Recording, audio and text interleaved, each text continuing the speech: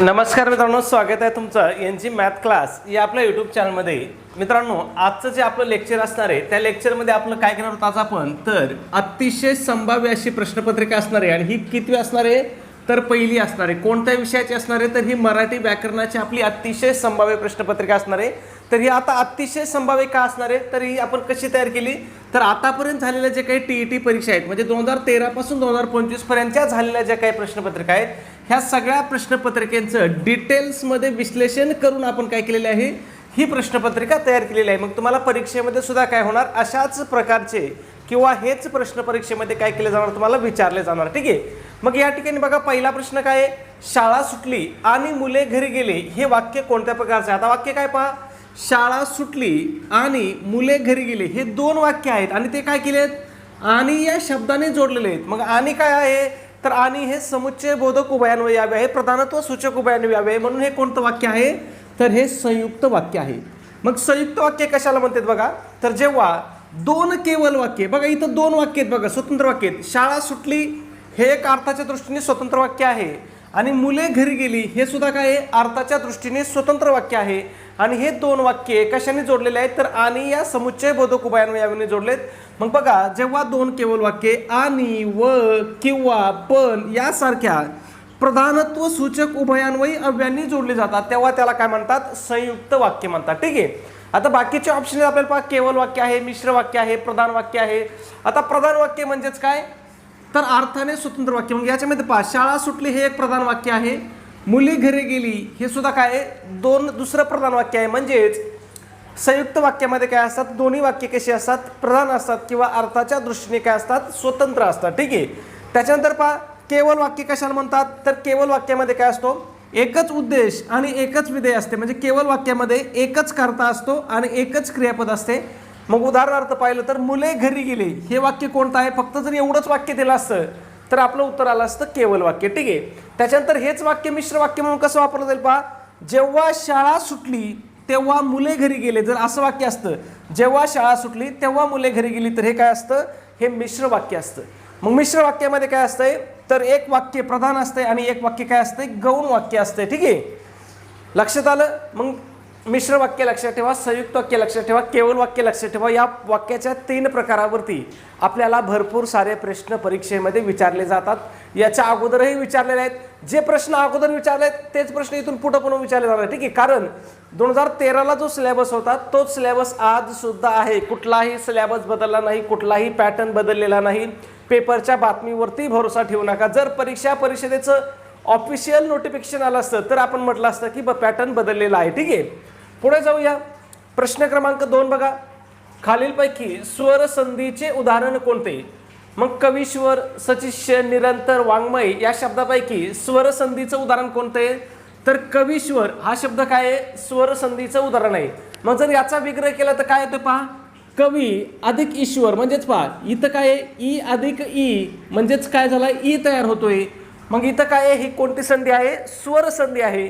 मग स्वर संधी म्हणजे काय पहा, दोन स्वर शेजारी शेजारी येऊन होणाऱ्या संधीला काय म्हणतात, स्वर संधी म्हणतात. लक्षात आलं.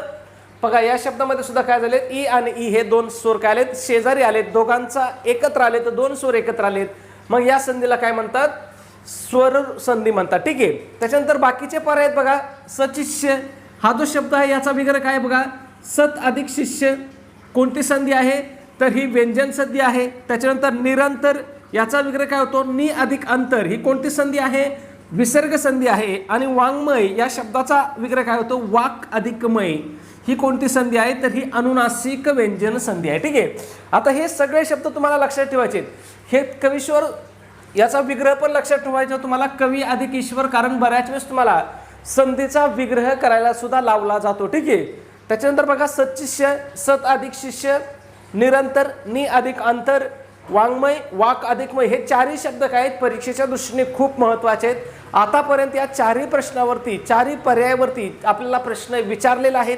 त्याच्यामुळे पुढे सुद्धा आपल्याला यांच्यावरती प्रश्न काय करू शकतात, विचारू शकतात. ठीक आहे. पुढे बघा 3 नंबर, पळसाला पाने डॅश डॅश, ही पळसाला पाने डॅश डॅश हीच, ही मन पूर्ण करा.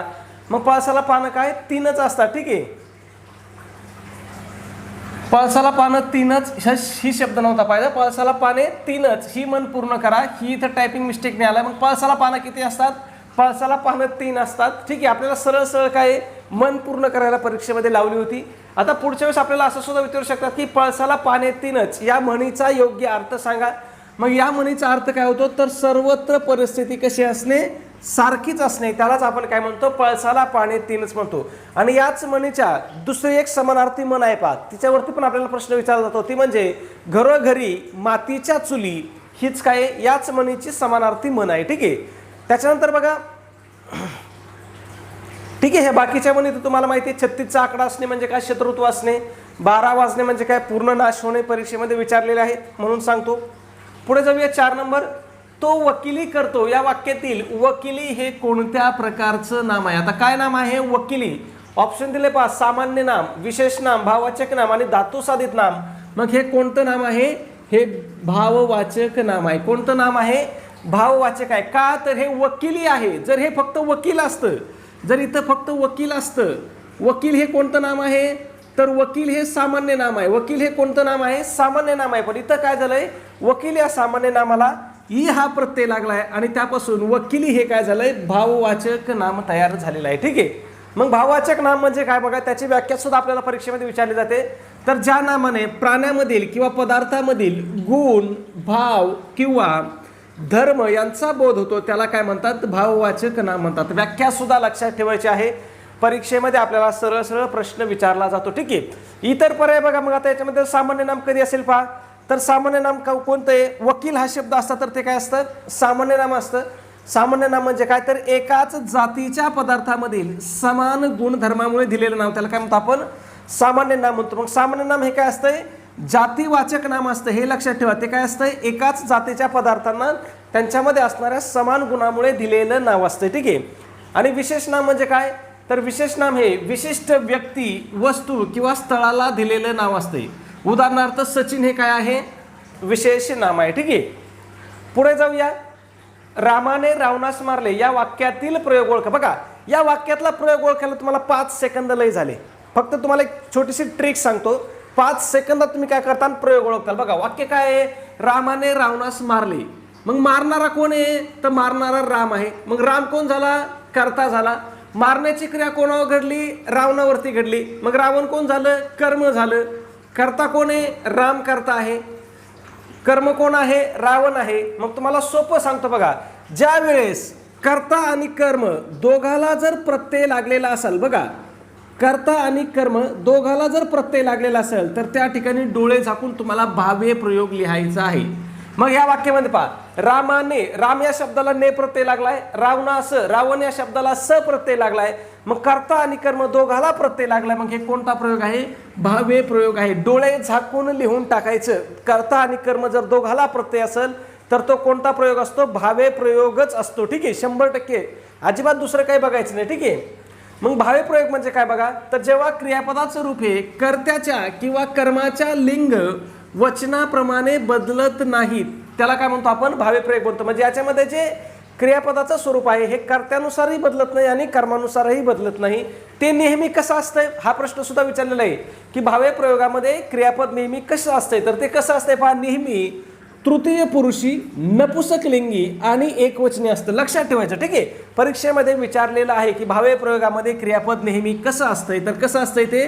नेहमी तृतीय पुरुषी, नपुसक लिंगी आणि एकवचनी असते. ठीक आहे, आणि भावे प्रयोग ओळखायचं सोपं काय तुम्हाला सांगितलंय? प्रत्यय बघायचे. कर्ता आणि कर्म दोघाला प्रत्यय असला, डोळे झाकून भावे प्रयोग लिहून टाकायचा. ठीक आहे, पुढे बघा, सुवर्ण या शब्दाचा योग्य समानार्थी शब्द लिहा. कोणत्या शब्दाचा समानार्थी लिहायला सांगितलं आपल्याला? सुवर्ण या शब्दाचा. मग सुवर्ण या शब्दाचा समानार्थी शब्द कोणता आहे? तर हेम आहे पहा. मग सुवर्ण हा शब्द आपल्याला परीक्षेमध्ये भरपूर वेळेस विचारलेला आहे. मग त्याचे बाकीचे समानार्थी शब्द पण लक्षात ठेवायचे. बघा, हेम आहे, कनक आहे, कांचन आहे, कुंदन आहे. ही सगळी काय आहेत? सोने या शब्दाची समानार्थी शब्द आहेत. त्याच्यानंतर चांदी या शब्दाचा, बघा इथं चांदी ऑप्शन. मग चांदी या शब्दाचा समानार्थी शब्द काय आहे? तर त्याला रजत आहे. आणि रत्न म्हणजेच काय? तर रत्न म्हणजे मणी किंवा मौल्यवान खडा, यालाच काय म्हणतात? रत्न म्हणतात. ठीक आहे, समानार्थी शब्द, विरुद्धार्थी शब्द पण तुम्हाला लक्षात ठेवायचे, परीक्षेत विचारले जातात. त्याच्यानंतर एक छोटीशी पण अतिशय महत्त्वाची अशी सूचना मित्रांनो, आपण महा TET परीक्षेसाठी अतिशय इम्पॉर्टंट, अतिशय महत्त्वपूर्ण अशी टेस्ट सिरीज सुरू केलेली आहे. आपल्या टेस्ट सिरीजचं वैशिष्ट्य की हे आपल्या महा TETच्या संपूर्ण अभ्यासक्रमावर आधारित अशी आपली टेस्ट सिरीज असणार आहे. मग यामध्ये काय भेटेल, तर यामध्ये तुम्हाला 10 टेस्ट पेपर भेटतील. त्याचबरोबर तुम्हाला आतापर्यंत झालेल्या महा TETच्या सर्व प्रश्नपत्रिका भेटतील. आणि या सर्व प्रश्नपत्रिका तुम्हाला कशा भेटतील, तर त्या उत्तरासहित म्हणजे उत्तर सूचीसहित तुम्हाला या सगळ्या प्रश्नपत्रिका भेटतील. आणि कधीपासूनच्या प्रश्नपत्रिका भेटतील, तर आतापर्यंत झालेल्या सगळ्या. मग TET परीक्षा कधीपासून झालेली आहे चालू, तर 2013 पासून TET परीक्षा चालू झालेली आहे. मग 2013 पासून 2025 पर्यंतच्या सगळ्या प्रश्नपत्रिका तुम्हाला उत्तर सूचीसहित दिल्या जातील. कोणत्या पेपरच्या दिल्या जातील, तर ज्यांना पेपर 1 हवाय त्यांच्यासाठी पेपर 1 पण असेल, आणि ज्यांना पेपर 2 हवाय त्यांच्यासाठी पेपर 2 पण आहे. म्हणजे तुम्हाला 1 आणि 2 दोन्ही पेपरच्या प्रश्नपत्रिका त्या ठिकाणी काय केल्या जातील, उत्तरासहित पाठवल्या जातील. त्याचबरोबर फ्रीमध्ये अतिशय IMP अशा नोट्स सुद्धा भेटतील. मग यामध्ये मराठी असेल, हिंदी असेल, इंग्रजी असेल, मानसशास्त्र असेल, इतिहास असेल, भूगोल असेल, गणित बुद्धिमत्ता असेल, ह्या सगळ्या विषयांच्या नोट्स तुम्हाला या ठिकाणी काय केल्या जातील, सेंड केल्या जातील. त्याचबरोबर जे काही आपले शालेय पुस्तक आहेत, मग त्यामधले इयत्ता 4थी ते इयत्ता 8वी पर्यंतच्या पुस्तकातले आपल्याला भरपूर सारे प्रश्न आपल्या परीक्षेत विचारले जातात. मग त्यांच्यासुद्धा अतिशय IMP अशा नोट्स तुम्हाला दिल्या जातील. मग त्यामध्ये 4थी ते 8वीचा इतिहास असेल, भूगोल असेल, राज्यशास्त्र असेल, विज्ञान असेल, ह्या सगळ्या विषयांचा त्यामध्ये समावेश असेल. जर परीक्षेला आता दिवस थोडे राहिलेत, परीक्षेला जाता जाता तुम्ही फक्त एवढाच अभ्यास केला तरी तुम्ही परीक्षेमध्ये किती मार्क घेऊ शकताय, तर 100 पेक्षा जास्त मार्क काय या ठिकाणी तुम्ही 100% मित्रांनो सहज घेऊ शकताय. ठीक आहे. मग याची फी किती आहे मित्रांनो, तर याची किंमत किती आहे, फक्त 200 रुपये किंमत आहे. त्याच्यामध्ये सुद्धा विद्यार्थ्याच्या मागणीस तो आपली ऑफर चालू आहे. मग ऑफरनुसार जर तुम्ही आज आपली टेस्ट सिरीज घेतली तर ती तुम्हाला फक्त आणि फक्त किती रुपयाला भेटणार आहे, 139 रुपयाला तुम्हाला ही टेस्ट सिरीज भेटणार आहे. मग हे 139 रुपये तुम्हाला कुठं पाठवायचे, तर त्याच्यासाठी तुम्हाला व्हॉट्सअपला आपल्याला मेसेज करायचा आहे. व्हॉट्सअप नंबर आहे आपला 77 75 88 12 88. पुन्हा एकदा सांगतो, 77 75 88 12 88 हा आपला काय व्हॉट्सअप नंबर आहे. या नंबरवर तुम्हाला मेसेज करायचा आहे, सर स्कॅनर पाठवा किंवा QR कोड पाठवा. मग त्या ठिकाणी तुम्हाला स्कॅनर पाठवलं जाईल. त्याच्यावरती तुम्हाला फक्त आणि फक्त 139 रुपये पे करायचे आहेत. आणि ज्यांना स्कॅनरवरती पैसे पाठवता येत नाहीत त्यांनी गुगल पे, फोनपे आणि डायरेक्ट या नंबरवरती 96 89 14 16 30 या नंबरवरती तुम्ही डायरेक्ट गुगल पे, फोनपे केलं तरी चालेल. फक्त तुम्हाला काय करायचं आहे, पेमेंट केल्यावरती त्याचा एक काय करायचा आहे, स्क्रीनशॉट काढायचा आहे आणि तो स्क्रीनशॉट मला व्हॉट्सअपला टाकायचा आहे. व्हॉट्सअप नंबर कोणता आहे आपला, 77 75 88 12 88 हा आपला व्हॉट्सअप नंबर आहे. व्हॉट्सअपवरती स्क्रीनशॉट पाठवून द्या. तुम्हाला त्या ठिकाणी संपूर्ण स्टडी मटेरियल व्हॉट्सअपवरतीच तुमचा स्क्रीनशॉट मिळाल्याबरोबर 5 मिनिटाच्या आतमध्ये काय केलं जाईल, PDF फाईलच्या स्वरूपामध्ये पाठवून दिलं जाईल. ठीक आहे. पुढे जाऊया 7 नंबर, घरोघरी या शब्दाचा समास ओळखा. कोणत्या शब्दाचा, घरोघरी. मग घरोघरी या शब्दाचा समास कोणता आहे, तर तो अव्ययीभाव समास आहे. बघा एक तुम्हाला सिंपल ट्रिक सांगतो बघा, अव्ययीभाव समास ओळखायची. बघा ज्या शब्दांची द्विरुक्ती किंवा शब्दांची पुनरावृत्ती होऊन बनलेली असतो त्या समासाला किंवा त्या शब्दाला काय म्हणतात, अव्ययीभाव समास म्हणतात. बघा इथे द्विरुक्ती जरी नाही, घरोघरी, घर हे शब्द दोनदा आले नाही. उदाहरणार्थ बघा, गल्लो गल्ली, गावो गावी, दारो दारी, घरो घरी, हे सगळे शब्द काय आहेत, हे अव्ययीभाव समासाचं उदाहरण आहे. मग इथं महत्वाचं काय आहे, तर त्या शब्दाची काय झालेली असते, द्विरुक्ती झालेली असते किंवा त्या शब्दाची पुनरावृत्ती झालेली असते. ठीक आहे. हे सगळे शब्द कोणत्या समासाचे उदाहरण आहेत, तर हे अव्ययीभाव समासाचे उदाहरण आहे. ठीक आहे. पुढे जाऊया 8 नंबर, अनुज या शब्दाचा अचूक विरुद्धार्थी शब्द ओळखा. कोणत्या शब्दाचा, अनुज या शब्दाचा विरुद्धार्थी शब्द कोणता आहे, अग्रज आहे. बऱ्याच वेळेस तुम्हाला अनुज आणि अग्रज या 2 शब्दाचा अर्थ सुद्धा आपल्याला परीक्षेमध्ये विचारला जातो. मग अनुज म्हणजे काय, तर अनुज म्हणजे मागून जन्मलेला, त्याला काय म्हणतो आपण, अनुज म्हणतो. आणि अग्रज म्हणजे काय, तर अग्रज म्हणजे आधी जन्मलेला. हे लक्षात ठेवा, दोन्ही शब्दाचा अर्थ सुद्धा आपल्याला परीक्षेमध्ये विचारला जातो. पुढे जाऊया 9 नंबर, मुलांनी गुरुजींना वंदन केले या वाक्यातील मुलांनी या शब्दाची विभक्ती ओळखा. काय ओळखायला सांगितली, विभक्ती. मग तुम्हाला सांगितलंय मी, विभक्ती कशाने ओळखायची असते, तर विभक्ती प्रत्ययावरून ओळखायची. कशाने ओळखायची, प्रत्ययावरून. कोणत्या शब्दात सांगितले आपल्याला, मुलांनी या शब्दात सांगितले. मग इथं प्रत्यय कोणता आहे, तर नि हा प्रत्यय. कोणता प्रत्यय आहे, नि हा प्रत्यय आहे. मग नि शी ई ई हे प्रत्यय कोणाचे आहेत, तर हे तृतीय विभक्तीचे प्रत्यय आहेत. पाठच करायचे. तृतीय विभक्तीचे एकवचनी प्रत्यय काय आहेत, ने य शी आहेत आणि अनेक वचनी काय आहेत बघा, नि शी ई ही हे जर प्रत्यय असेल तर तुम्हाला डोळे झाकून उत्तर लिहायचं तृतीया विभक्ती. त्याच्यानंतर द्वितीय आणि चतुर्थी ऑप्शन आहे. मग द्वितीय आणि चतुर्थीचे विभक्ती प्रत्यय कोणते आहेत तर ते आहेत स ला ते ना. आणि षष्ठी विभक्तीचे विभक्ती प्रत्यय काय आहेत चा ची चे चा. हे काय आहेत षष्ठी विभक्तीचे प्रत्यय आहेत. तुम्ही एवढे विभक्ती प्रत्यय पाठ करा तुमचा परीक्षेत मार्क चुकणार नाही. इथंच बघा आपल्या एकूण विभक्ती किती आहेत 8 विभक्ती आहेत. त्याच्यामधल्या प्रथम विभक्तीला तर प्रत्ययच नाहीत आणि शेवटची जी 8वी विभक्ती आहे संबोधन तिला एकच प्रत्यय आहे तो म्हणजे कोणता नो हा प्रत्यय आहे. मग राहिले आपल्याला पाठ किती करायचे आहेत 6 पाठ करायचे आहेत. त्याच्यापैकी तुम्हाला 4 तर मी इथं सांगितल्या. कोणत्या 4 सांगितलं बघा तृतीया सांगितली निशी ई ही नेयशी. त्याच्यानंतर द्वितीय आणि चतुर्थी या दोन्ही विभक्तीचे प्रत्यय कसे आहेत समान आहेत किंवा सारखे आहेत. ते कोणते आहेत सला ते ना सला ते सला ना ते. ठीक आहे. षष्ठी विभक्तीचे कोणते प्रत्यय आहेत चाची चे आहेत. मग राहिला पाठ करायचे कोणत्या पंचमी राहिली. पंचमीचे प्रत्यय काय आहेत ऊन आणि हुन हे काय आहेत पंचमीचे आहेत. आणि सप्तमी राहिली सप्तमीचे काय आहेत त ई आ हे प्रत्यय काय आहेत सप्तमीचे आहेत. तुम्ही एवढे जर प्रत्यय पाठ केले फक्त एवढे प्रत्यय तर तुमचा परीक्षेमध्ये 1 मार्क काय 100% फिक्स होणार. कारण आतापर्यंत प्रत्येक पेपरमध्ये 2013 पासून मग तुमचा पेपर 1 असो किंवा पेपर 2 असो दोन्ही पेपरमध्ये तुम्हाला प्रत्येक परीक्षेमध्ये एक प्रश्न हा विभक्तीवरती विचारलेला आहे 100% विचारलेला आहे. मग तुम्ही फक्त एवढे प्रत्यय जर पाठ केले तर तुमचा उत्तर काय होणार आहे 100% बरोबर येणार आहे. पुढे जाऊया 10 नंबर. खालीलपैकी शुद्ध शब्द हा आशीर्वाद शब्द आहे ना हा आतापर्यंत 5 वेळेस परीक्षेत विचारला. किती वेळेस विचारला आहे 5 वेळेस. मग इथं गोळ कुठं होतो तुम्हाला सांगतो गोळ कुठं होतो इथं पहिली व्हॅलंटी द्यायची की दुसरी व्हॅलंटी द्यायची या ठिकाणीच आपला गोळ होतो बाकी कुठंच नाही. मग हा योग्य शब्द कोणता आहे तर या ठिकाणी दुसरी व्हॅलंटी आहे हे लक्षात ठेवा. 5 वेळेस परीक्षेमध्ये प्रश्न विचारला. आणि अजून एक महत्त्वाचा असाच प्रश्न विचारला जातो तो म्हणजे कोणता परीक्षा हा शब्द. ठीक आहे. हा शब्द पण लक्षात ठेवायचा. हा सुद्धा परीक्षेमध्ये आपल्याला वारंवार विचारलेला आहे. पुढे जाऊया 11 नंबर. सूर्योदय झाला आणि अंधार नाहीसा झाला या वाक्यातील आणि हे कोणत्या प्रकारचे अव्यय आहे. पहिल्याच वाक्यामध्ये सांगितलं होतं मी तुम्हाला. मग आणि हे काय सूर्योदय झाला आणि अंधार नाहीसा झाला 2 वेगळे वाक्य आहेत आणि हे दोघांना काय करतं एकत्र करण्याचं काम करते. म्हणून हे कोणतं वाक्य आहे किंवा कोणतं उभयान्वयी अव्यय आहे तर हे समुच्चय बोधक उभयान्वयी अव्यय आहे. मग बघा 2 विधाने किंवा 2 पदे यांचा मिलाप किंवा संग्रह करणाऱ्या उभयान्वयी अव्ययाला काय म्हणतात समुच्चय बोधक उभयान्वयी अव्यय म्हणतात. मग याच्यामध्ये कोणकोणते येतात बघा आणि आहे व आहे शिवाय आहे अन आहे हे सगळे काय आहेत हे समुच्चय बोधक उभयान्वयी अव्यय आहेत. लक्षात ठेवायचं परीक्षेत विचारले जातात आपल्याला. ठीक आहे. त्याच्यानंतर बघा विकल्प बोधक उभयान्वयी अव्यय कोणते आहेत बघा किंवा म्हणजे 2 गोष्टीमध्ये विकल्प दिलेला असतो. तुम्ही चहा घेणार की कॉफी घेणार मग किंवा की हे काय आहेत हे विकल्प बोधक उभयान्वयी अव्यय आहे. ठीक आहे. न्यूनत्व बोधक कोणते आहेत पण परी हे काय आहेत न्यूनत्व बोधक आहेत. पुढे जाऊया. प्रश्न क्रमांक 12.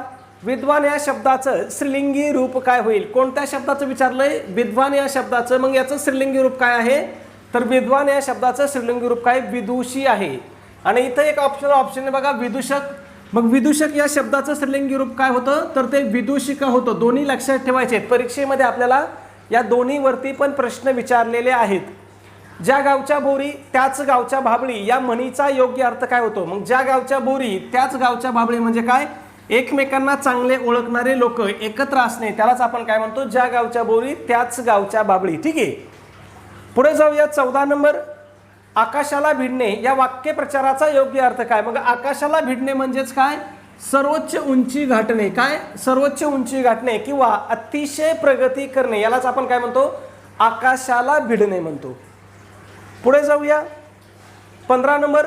हरीने बैलाला बांधले या वाक्यातील बैलाला या कर्माची विभक्ती होती बघा.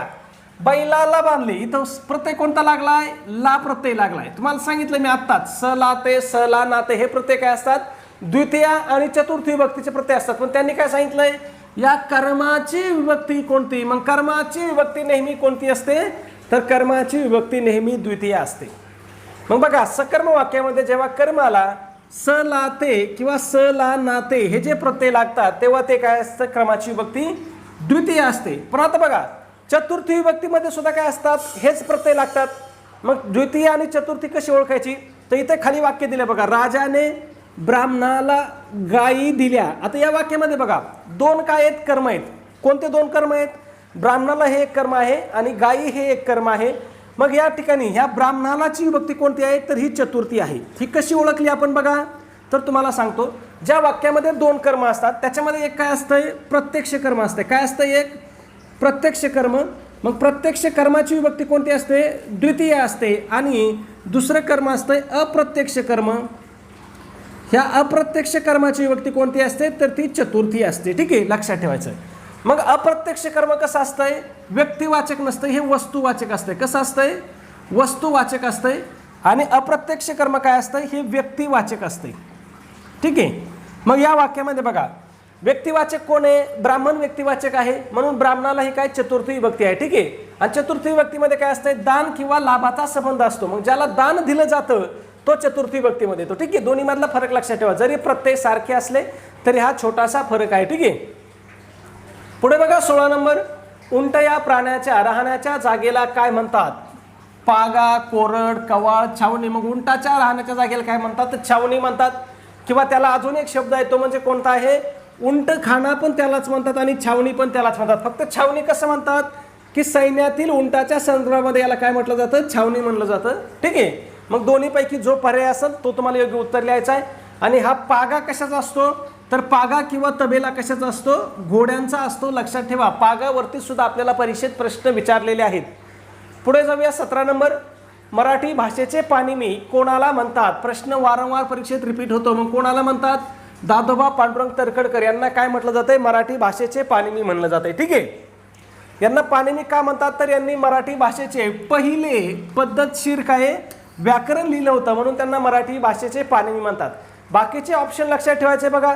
बाळशास्त्री जांभेकर आहे, बाळशास्त्री जांभेकर यांना काय म्हणतात, यांना आद्य पत्रकार म्हणतात. का म्हणतात त्यांना आद्य पत्रकार, तर त्यांनी मराठीतील पहिलं वृत्तपत्र दर्पण हे काय केलं होतं, चालू केलं होतं, म्हणून त्यांना दर्पणकार पण म्हणतात आणि आद्य पत्रकार सुद्धा म्हणतात. आणि विष्णू शास्त्री चिपळूणकर यांना काय म्हणतात, तर यांना मराठी भाषेचे शिवाजी म्हणतात. लक्षात ठेवायचं, यांना काय म्हणतात, मराठी भाषेचे शिवाजी म्हणतात. ठीक आहे. पुढे जाऊया 18 नंबर, ती रडता रडता हसली. या वाक्यातील रडता रडता हे काय आहे, मग रडता रडता हे कोणाबद्दल माहिती सांगतंय, तर हसली या क्रियापदाबद्दल माहिती सांगते. बघा कशी हसली ती किंवा कधी हसली, तर ती रडता रडता हसली. मग हे काय आहे, क्रिया विशेषण अव्यय. मग बघा, क्रियापदाबद्दल विशेष माहिती सांगणाऱ्या शब्दाला काय म्हणतात, तर त्या शब्दाला क्रिया विशेषण म्हणतात. ठीक आहे. पुढे बघा, कमळ या शब्दाचा खालीलपैकी कोणता शब्द समानार्थी नाही. बघा प्रश्न वाचताना व्यवस्थित वाचायचे. काय विचारलंय, की समानार्थी शब्द नाही असा विचारलाय. मग बघा, राजीव, पंकज, सरोज आणि वायस. मग यापैकी कोणता शब्द समानार्थी नाही कमळाचा, तर वायस हा शब्द नाही. मग वायस हा शब्द कशाचा समानार्थी आहे, तर वायस म्हणजेच काय, तर वायस म्हणजे कावळा. लक्षात ठेवा, परीक्षेत विचारलं जातं. त्याच्यानंतर कमळ या शब्दाचे बाकीचे समानार्थी शब्द पण लक्षात ठेवा. बघा, राजीव आहे, पंकज आहे, सरोज आहे, पद्म आहे, अंबुज आहे, नीरज आहे. हे सगळे शब्द कोणत्या शब्दाचे समानार्थी शब्द आहेत, तर हे कमळ या शब्दाचे समानार्थी शब्द आहेत. ठीक आहे. पुढचा प्रश्न पाहण्या अगोदर मित्रांनो एक छोटीशी पण अतिशय महत्त्वाची सूचना. मित्रांनो, आपण महा TET परीक्षा 2026 साठी अतिशय इम्पॉर्टंट, अतिशय महत्त्वपूर्ण असा रेकॉर्डेड स्वरूपाचा कोर्स या ठिकाणी सुरू केलेला आहे. मग आपल्या कोर्समध्ये कोणते 2 विषय तुम्हाला शिकवले जातील, तर त्या ठिकाणी बालमानसशास्त्र व अध्यापनशास्त्र आणि मराठी व्याकरण हे 2 विषय तुम्हाला त्या ठिकाणी शिकवले जातील. ठीक आहे. एवढे मस्त शिकवले जातील की या ठिकाणी तुम्हाला काय असेल, प्रत्येक प्रकरणानुसार काय असतील, लेक्चर असेल. त्याच्यानंतर प्रत्येक प्रकरणानुसार काय असतील, तुम्हाला स्पेशल नोट्स दिल्या जातील. आणि प्रत्येक प्रकरणानुसार त्या ठिकाणी काय असेल, तुमची ऑनलाईन टेस्ट सिरीज सुद्धा त्या ठिकाणी असेल. ठीक आहे. मग हे 2 विषय परीक्षेमध्ये आपल्याला किती मार्काला आहेत, 60 मार्काला आहेत. जर या 2 विषयाची तुम्ही व्यवस्थित तयारी केली, म्हणजे आपला कोर्स जर घेतला, तर तुम्हाला यापैकी 60 पैकी काय होणार, कमीत कमी 50 मार्क तर 100% पडणार. कमीत कमी 50, म्हणजे त्याच्यापेक्षा जास्त पण पडणार, पण कमीत कमी 50 पडणार. ठीक आहे. इथं आपण खात्री देऊन सांगतो, मराठी व्याकरणामध्ये तुम्हाला किती मार्क पडणार, 30 पैकी कमीत कमी तुम्हाला 28 किंवा 29 मार्क पडणार. काहींना आउट ऑफ मार्क सुद्धा आपल्या बॅचमधून मराठी व्याकरणाला पडलेले आहेत. लक्षात ठेवायचं. ठीक आहे. पण 1 मार्क आपण काय करतो, देवाला सोडून देतो. एखादा काय होतो, व्याकरणामध्ये आपला मार्क जाणार नाही. आपला मार्क कुठं जाणार आहे, तर जे काही शब्द आहेत, समानार्थी शब्द असतील, विरुद्धार्थी शब्द असतील, कधी कधी काय होतो, अचानक एखादा असा शब्द येतो की त्याचा अर्थ आपल्याला माहीत नसतो, नवीनच शब्द येतो. कारण शब्दाला मर्यादा नाही. व्याकरणाला जशी मर्यादा आहे तशी शब्दाला मर्यादा नाही. म्हणून एखादा प्रश्न आपला त्या ठिकाणी जाऊ शकतो. ठीक आहे. मग मराठीमध्ये तुम्हाला 28-29 मार्क 100% पडणार. आणि मानसशास्त्रामध्ये तुम्हाला कमीत कमी 25 मार्क पडणार. ठीक आहे, कमीत कमी किती 25, मग 26 27 पण पडू शकतात. मग असं आपण दोन्हीकडे मिळून कमीत कमी 50 मार्काची काय करतो तुम्हाला 100% गॅरंटी देतोय. ठीक आहे, मग आपला हा कोर्स कोणासाठी असणार आहे तर पेपर 1 साठी पण असणार आहे आणि पेपर 2 साठी सुद्धा काय असणार आहे अतिशय उपयुक्त असणार आहे. ठीक आहे, मग आपल्या कोर्सची किंमत किती आहे तर फक्त 1000 रुपये किंमत आहे. त्याच्यामध्ये सुद्धा आपली स्पेशल ऑफर चालू आहे. जर स्पेशल ऑफरनुसार जर तुम्ही आज आपल्या कोर्सला जॉईन झाले तर तो तुम्हाला फक्त आणि फक्त किती रुपयाला भेटणार आहे 499 रुपयाला भेटणार आहे. ठीक आहे, मग हे पेमेंट कुठं करायचं आहे तुम्हाला किंवा कोर्स कुठं दिसणार आहे तर तो ॲप्लिकेशनमध्ये असणार आहे. आपल्या ॲप्लिकेशनचं नाव काय आहे NG क्लासेस या नावाने आपलं ॲप्लिकेशन आहे. मग तुम्हाला काय करायचं आहे ॲप्लिकेशनमध्येच 499 रुपये आपले ॲप्लिकेशनवाल्यांचे 24 रुपये असे तुम्हाला त्या ठिकाणी ॲप्लिकेशनमध्ये किती पेमेंट करायचं आहे 523 रुपये तुम्हाला त्या ठिकाणी पेमेंट करायचं आहे. ठीक आहे, ज्यांना कोणाला ॲप्लिकेशनमध्ये पेमेंट करता येत नाही त्यांनी डायरेक्ट या नंबरवरती गुगल पे फोनपेला 96 89 14 16 या नंबरवरती डायरेक्ट गुगल पे फोनपेला 499 रुपये पाठवले तरी चालेल. मी तुम्हाला काय करेल कोर्सला जॉईन करेल. ठीक आहे, फक्त तुम्हाला पेमेंट केल्यावरती काय करायचं व्हॉट्सअपला एक स्क्रीनशॉट टाकायचा. व्हॉट्सअप नंबर कोणता आहे आपला 77 75 88 12 88 या नंबरवरती तुम्हाला काय करायचं आहे व्हॉट्सअपला तुम्हाला स्क्रीनशॉट पाठवायचा आहे. ठीक आहे, ॲप्लिकेशनची लिंक तुम्हाला कुठे भेटेल तुम्ही डायरेक्ट गुगल प्ले स्टोअरला जाऊन ॲप्लिकेशन घेऊ शकता. NG क्लासेस सर्च करा, जे 1 नंबरला येईल ते आपलं ॲप्लिकेशन असेल. त्याच्यानंतर व्हिडिओच्या डिस्क्रिप्शनमध्येही मी लिंक देतो किंवा 77 75 88 12 88 या नंबरवरती जर तुम्ही मला व्हॉट्सअपला मेसेज केला की सर आम्हाला लिंक पाठवा तर त्या ठिकाणी तुम्हाला ॲप्लिकेशनची लिंक पाठवून दिली जाईल. ठीक आहे, दशमुख या सामासिक शब्दाचा समास होता बघा.